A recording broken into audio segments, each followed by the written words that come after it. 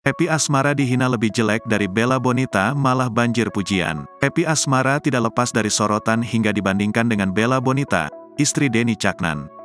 Bahkan tidak sedikit yang menghina Happy Asmara lebih jelek dari Bella Bonita. Tak terpengaruh dengan hinaan, Happy Asmara mengaku tetap percaya diri meski dibanding-bandingkan dengan Bella Bonita.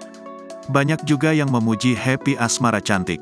Bahkan Happy Asmara juga dibilang pintar dan multitalenta daripada tetangga sebelah yang hanya modal cantik permakan.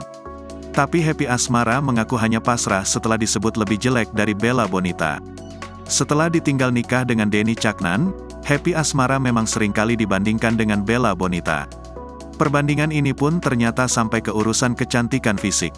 Sampai sekarang masih ada yang ngata-ngatain, "Ih jelek, ih kebanyakan gaya." Karena sekarang kan jadi ada pembanding. Sering dibandingin, ucap Happy Asmara. Yah karena kemarin, karena kejadian kemarin, kan kita sekarang sudah punya pasangan baru-baru nih. Terus kayak lebih cantik pasangan barunya, tambahnya.